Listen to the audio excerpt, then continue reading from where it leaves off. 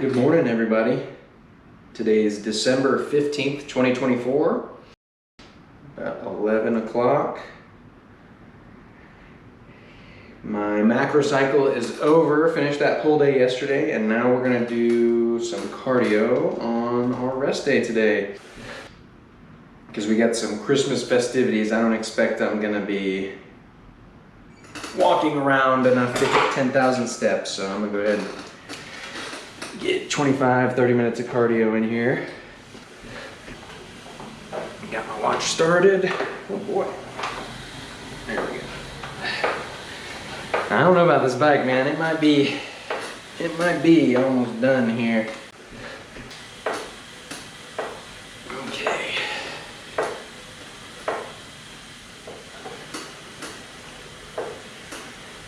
Oh.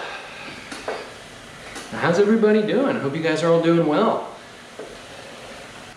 Been loving recording videos so far. Been super cool. Adds an extra layer onto the routine of lifting, I guess. But a welcome one. It's pretty cool. Nice to be able to create something, I guess technically it's artistic.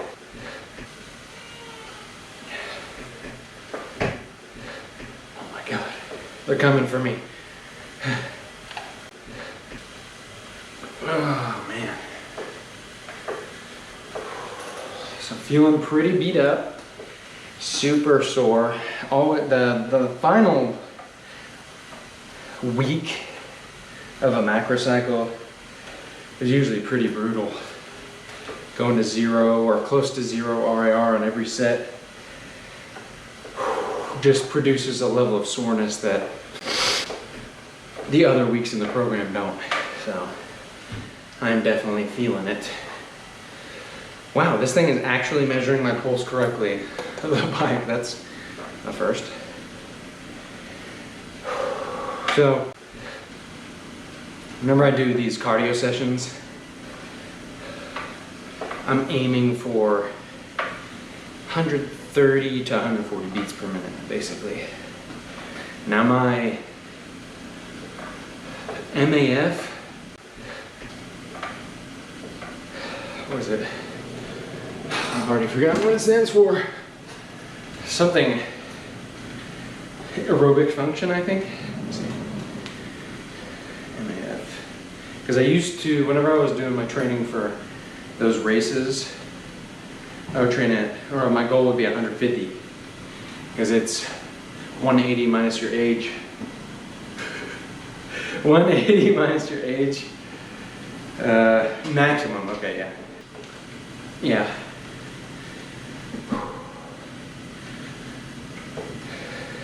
Yeah. Phil Maffetone, that's the Dr. Phil Maffetone. He's the guy that, I guess, coined that. But it worked great for me. 150 is brisk, you know, you're moving, but you're not dying. I'm not like smoked. And that's the difficult thing about, I guess, any kind of endurance sport, but running specifically for me was, I mean, I didn't enjoy it. So when I first started doing it, I remember the first week going out on a run and like the pain in my ankles, because you're just not used to that. You're not used to, and especially when you haven't really researched running form, you don't exactly know how you should be doing it. You can really jack yourself up with something like that. And it's part of the reason I like to use stationary bike, because I can do something like this where I'm pushing my knees down with my arms, so that way I'm not smoking out my legs. I also keep it on a pretty light resistance. Basically, I'm just moving. I'm just getting my body to move. I don't want one particular body part to work more than the others. So swimming is another really great one, except the problem with swimming is swimming can really smoke you, because not only is it difficult to swim laps, I mean, that's hard enough But when you're in water, your body needs to maintain heat to keep everything working properly. And the water you're in, unless you're in a body temperature pool, which I think is probably pretty rare, the water's gonna be cooler than you. So you're gonna be losing heat in the pool. And your body has to generate more heat, so it's gonna burn more calories, because that's what calories are. It's a unit of measurement. It's a unit of, I guess, heat generation. How much energy is given off when a unit of whatever food is burned. So losing that heat can cause you to burn extra calories, which might be good, but it also might not be good. Especially, you know, if you're cutting or something, it might increase your food drive, end up eating a little more than you should. So, but swimming's a good one too. I really would love to get an elliptical. Those are the bomb. Ellipticals are, in my opinion, the best. Because you can use your arms and your legs. Like right now, I feel my quads a little bit. I can feel a little bit of a burn in my quads. Probably not enough to, you know, destroy the musculature or make it, you know, it's not gonna kill my gains in my legs. But if I was cycling hard frequently, for sure, that could impede hypertrophy in my quads. Okay, I gotta blow my nose, it's driving me nuts.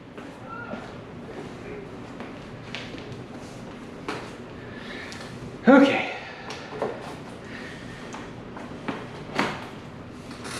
Weather's pretty crummy right now. Good old Texas, I love that. You know, December 15th and it's 70 degrees outside, 90% humidity, potentially raining. It's just glorious. I always have Dr. Pepper while I'm cycling. The corn syrup just makes you super powerful. I'm just kidding, it's just water. Although I do enjoy some sugar while I'm exercising. I was having Bear Performance Nutrition. They make those little, they're called Go Gels, little glucose. Well, I think it's like it's a cluster dextrin or something like that. It's basically little sugar gels for endurance races, but they're nice when you're working out too, or some people bring little candy or whatever. You know, it can be nice. It's like a little treat. Is it necessary? Probably not, but if it makes it more enjoyable for you, you know, it elevates that peak of dopamine, that can be good. And it's something that, once I learned about it, I've been trying to manipulate ever since. That dopamine doesn't make you happy. It's not a happy molecule.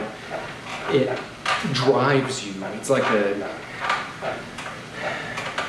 the hormone of desire, basically. So if you think of an example like you got a favorite restaurant or something like that, and you and your friends or whoever, you guys decide you're going to go to the restaurant, immediately as soon as that plan's made and that thing that you enjoyed so much is a prospect for the future, dopamine is already elevated just at the thought of that. And then as you get closer, you just get higher and higher and higher. That drive, that desire to get whatever it is, in this case the meal at that restaurant, until, and this was the part that I found very interesting, until you get it. Once you get there, it's not like it like blasts through the roof, your dopamine's the highest it's ever been. It actually drops. And it drops well below baseline. Sometimes, I mean, this is very general, and I'm not showing you any data, but essentially, I mean, that's kind of how addiction works. You have your cocaine and it's like, boom, holy crap, your brain's like, dude, that stuff we're feeling motivated for that. We need more. Go get more. And so when you're not coked out, your baseline levels of dopamine are lower than they were before you introduced the substance. And so you can use that same kind of theory for something you want to go do, because most people don't want a crippling drug addiction. It tends to complicate things. But if, for example, exercise. If you don't like exercising, find a way to increase the dopamine while you're doing the exercise. There's a few ways you can do that. Caffeine, reliably, increases dopamine. So having like a pre-workout or something like that can elevate the experience to a level. And some of the people out there, some of the science-minded people out there that understand feedbacks and stuff like that might be thinking to themselves, a little suspicious there might be a trap here. And there kind of is, but for exercise, caffeine, you can use caffeine. Music can elevate the experience, increase that dopamine. And so another thing you can do, because like I mentioned, folks out there that are clicked into this might be thinking, well, if I'm doing all of these things, what happens when I don't have my music? What happens when there isn't any pre-workout or I can't get my hands on caffeine? And anyone who, lots of people, millions of us are addicted to caffeine, including myself. You know how it feels when you wake up. Let's say you go 3 or 4 hours in the morning without having coffee or any caffeine. It's bad. I mean, you feel the effects for sure, and that's that below baseline dopamine. Your body was expecting something, rising dopamine levels, and then the morning comes, and you're thinking like, man, I gotta get that. I gotta get my coffee. I gotta get my caffeine in me. I'm guilty of the same thing. And then, okay, now we're back down. We feel normal again. We're at baseline. We've had our dose of our drug. So when it comes to exercise, if you don't have those things, if you're normally 4x dopamine with your favorite music, your pre-workout, your buddies there, and then the next day, the sound system's broken at the gym, and your dog ate your pre-workout, non-stim, and they pumped his stomach, so dog's okay. This didn't actually happen. It's a hypothetical scenario. But all of these things happen. Well, now you're like, man, I don't even want to go work out. I don't want to lift. I don't have any of the things that make it fun for me. So it can be worthwhile doing a quote-unquote detox. It's not a toxin. You're just addicted to caffeine. So what you can do is just slowly decrease the amount. But it really is not easy. And caffeine's, it's bad because of the addiction aspect, but it's a performance enhancer, man. And the fact that you can leverage it, like I'm talking about, to make exercise more enjoyable, it's a really big upside. You wouldn't want to do something like that with cocaine or heroin or something like that, that it's so good that it just takes all of your drive and puts it towards that thing. Yeah, that's a problem. But I don't think a lot of people, if they're somewhere abnormal and they don't get their caffeine, they're a lot, like I know for myself, I'm just confused, like, God damn, why do I feel so terrible? Ugh, I am struggling. And it's because my body's expecting a dose of caffeine, and I'm not getting it. And so dopamine is below baseline. And it's, the crappier you feel, the lower below baseline it is. So it's very interesting. It's cool to learn about this stuff. Kind of like how I was talking about with the last rest day, learning about the effects of endurance training on mitochondrial density and VO2 max, and even things as interesting as the anterior mid-cingulate cortex, that portion of the brain that's somewhat implicated in the will to live. People who are doing a lot and they have a lot on their plate, and they're tackling tremendous problems. That portion of their brain is larger than someone who's kind of, and of course, no judgment. People are where they are in life, and we control very little of what happens to us throughout life. I mean, you can't control what other people around you are doing or saying or believing.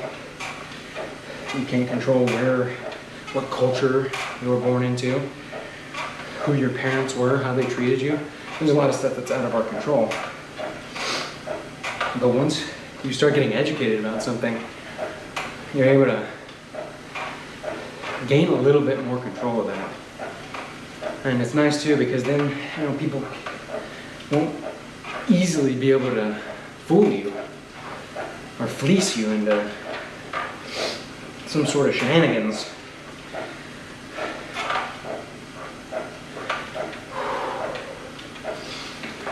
Shenanigans. That's an interesting word. I've been really taking to smorgasbord. I don't know if that's how you say it. Smorgasbord?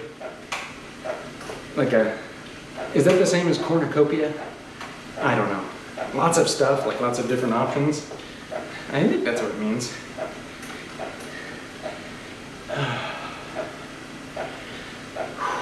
But yeah. Feeling good. Massing is going fine. Food drive is still there, although it's just it can be somewhat difficult. I eat a vegan diet, and so people already. I probably, if anyone's watching this that hates vegans, their head probably just exploded. Oh my God, you'll never be a bodybuilder.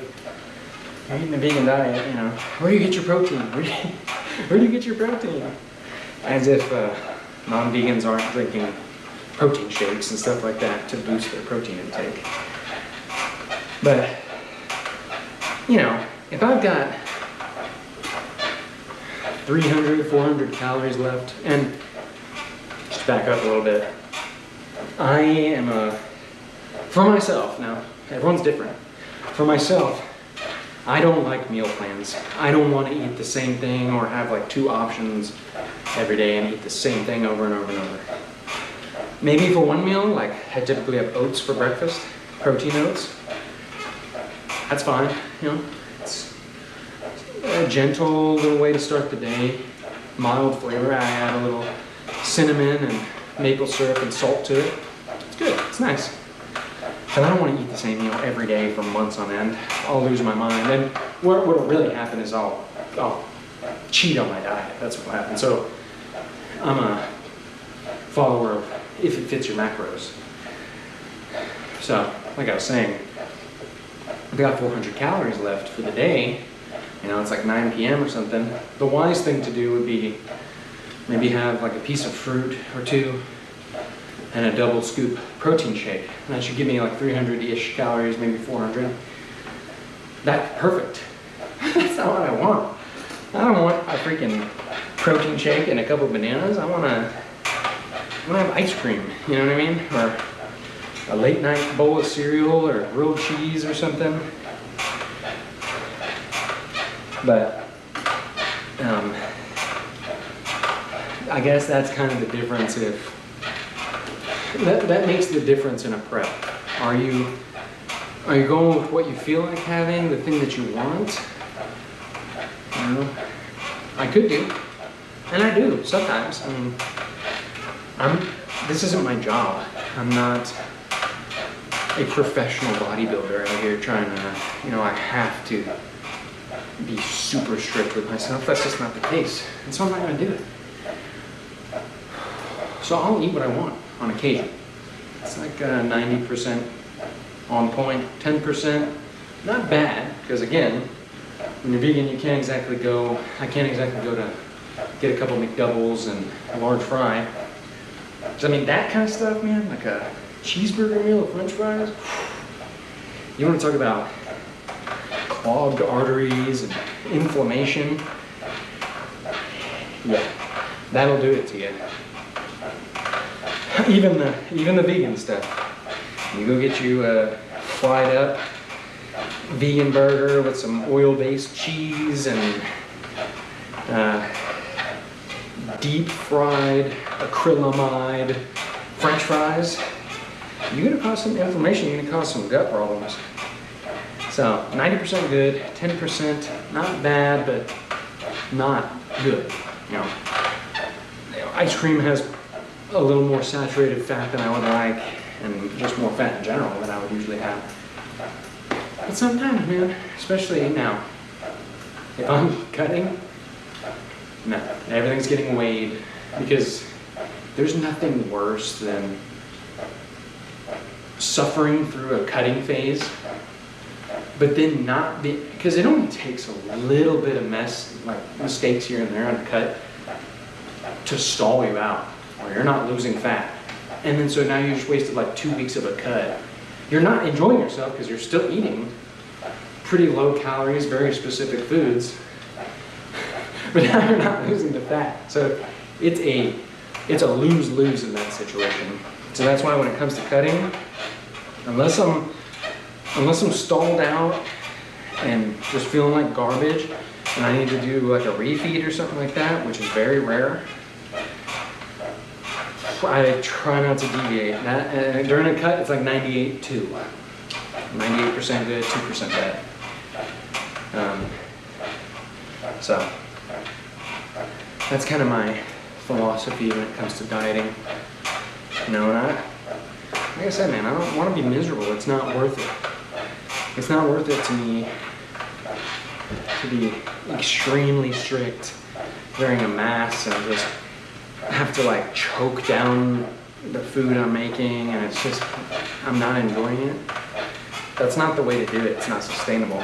So I like to, you know, fit my macros in, and if I don't do as well, then I'll save a few hundred calories for a protein shake or two throughout the day. And speaking of which, about to wrap up this cardio session, but I'll be massing at least until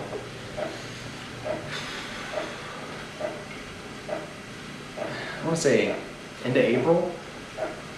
And I weighed in this morning, about 180 pounds, maybe 16% body fat, maybe I would say like 14 to 18% body fat.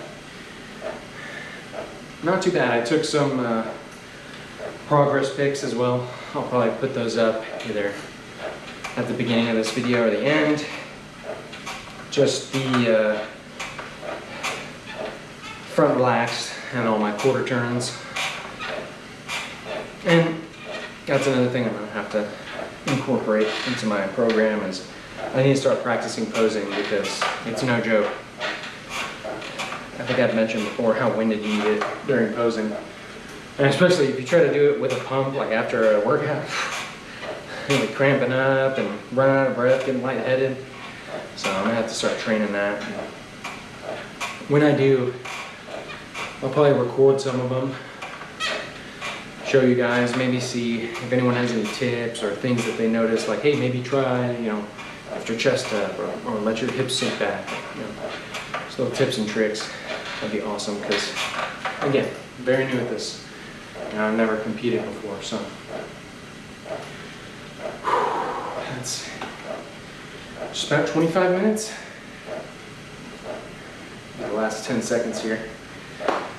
But yeah, this will probably be the last video, at least for a few days. We got all the Christmas gifts. We're gonna go do early Christmas with part of the family, and hey, you know, whatever you do for the holidays, I hope you guys have a great holiday and get to spend some time with people you enjoy, and eat some foods that you like, and you know, try not to fight anybody. It's not worth it. You know, you might be right, they might be right, but what's the point? What do you really get except for stress? Increase your stress hormones and elevate your level of general fatigue. Don't do it, guys. Especially if you're trying to make gains. Don't be out there fighting with people, man. The more friction you have, the less gains you're gonna get.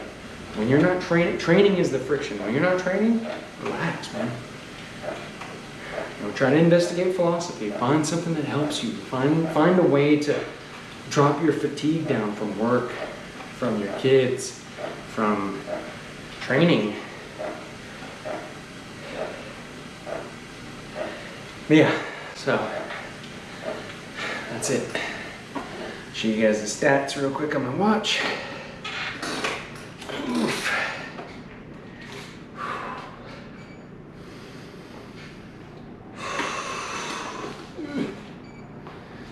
Alright, so here we go. Let's see this.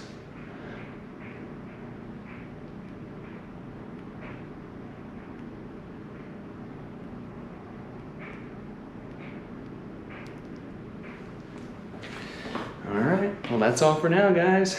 Hope you all have a wonderful holiday season. Bye!